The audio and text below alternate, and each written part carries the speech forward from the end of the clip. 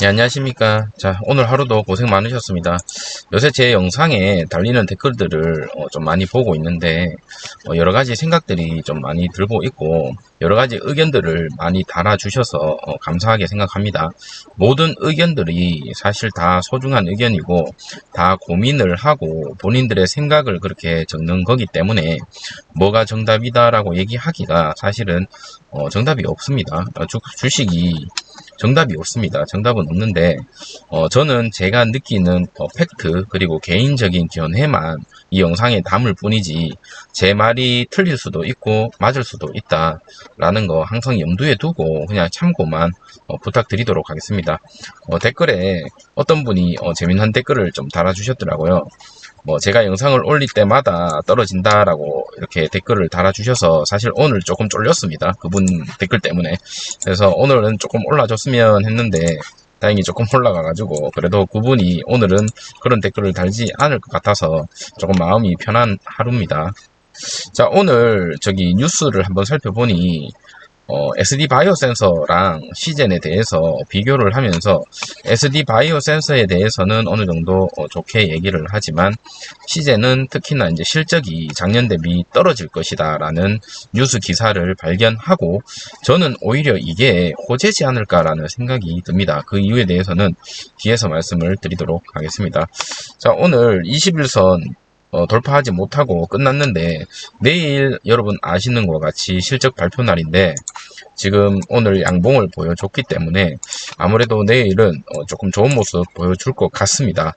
제 개인적인 생각인 21선을 강력하게 돌파할 것으로 보여지고 이게 제 개인적인 생각과 플러스 바램입니다. 그래서 물론 음봉보다는 이런 차트가 더 좋겠죠. 자, 그리고 오늘 수급이 개인들이 이제 매도를 쳤고요. 기관과 외국인이 간만에 또 양쪽에서 이렇게 들어오는 모습을 좀 보여줬습니다. 그래서 내일 실적이 어떻게 나오느냐에 따라서 차트가 움직임이 조금 다르지 않을까라는 생각이 드는데 아마 외국인과 기관은 어느 정도 예상을 하지 않을까라는 생각을 하면 오늘 이렇게 수급이 들어왔다라는 것은 아무래도 긍정적인 부분이지 않을까라는 생각이 듭니다. 특히 사모펀드에서는 연속적으로 계속 들어오고 있는 모습이 보여주고 있기 때문에 어떤 정보가 있지 않을까라는 생각을 하게 됩니다. 자, 오늘 코스피와 코스닥의 상황을 한번 보도록 하겠습니다.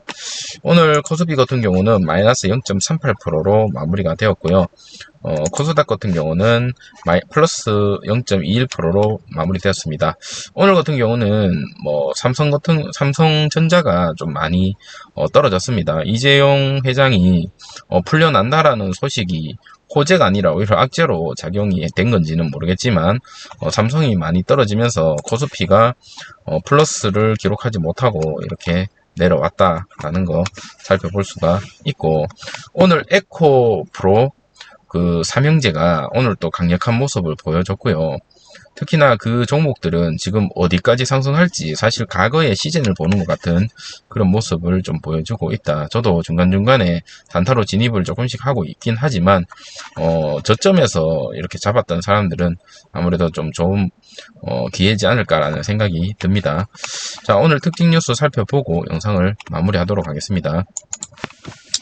자, 이런 뉴스가 떴습니다. 유럽 신흥국에 델타가 지금 확산하고 있기 때문에 진단키트주들이 다시 부활하나라는 뉴스 기사를 떴기 때문에 제가 한번 살펴봤는데 내용을 한번 살펴보도록 하겠습니다. 내용을 살펴보면요. 지금 오늘 장중에 장 종료하고 나서 시제는 1.9% 오르고 SD바이오 센서는 떨어졌죠. 지금 마이너스 5.2%나 떨어지면서 마무리가 되었습니다. SD바이오 센서 같은 경우는 시총이 지금 6조 조금 넘죠. 시젠보다는 높은데 지금 대장주가 과거의 시젠이었는데 이제 조금 역전이 당했다.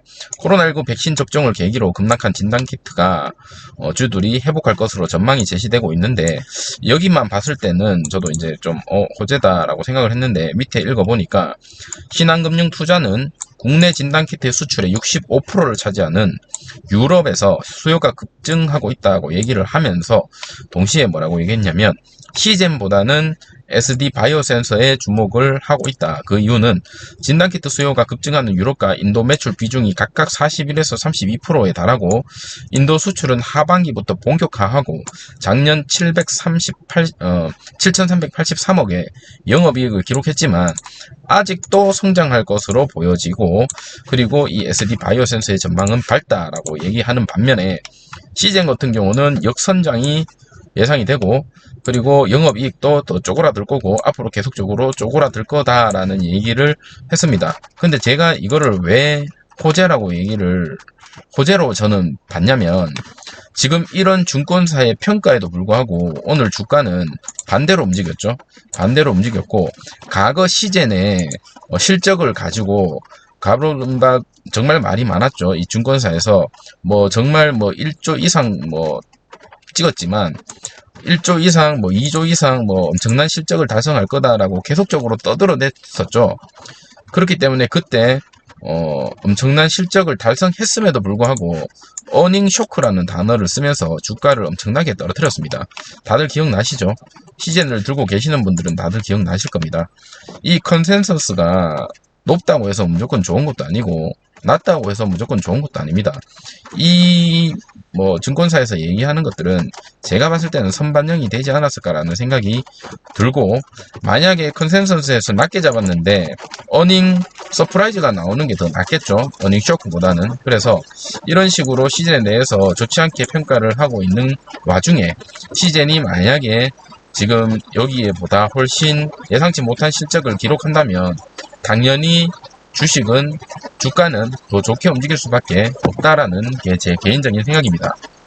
델타 변이 코로나 확진자가 지금 계속적으로 증가하고 있고 진단키트 수요도 지속적으로 증가할 것이다 라는 다른 뉴스 기사입니다. 여기에서는 SD 바이오 센서와 바이오 스마트 시젠에 주목을 하고 있고, 여기에서는 그런 얘기는 없습니다. 하루 지금 4만 명이 넘는 확진자가 발생하고 있고, 지금 이란 최고 지도자도 지금 세계적으로 이러한 유행이 나타나고 있다라고 얘기를 하고 있습니다.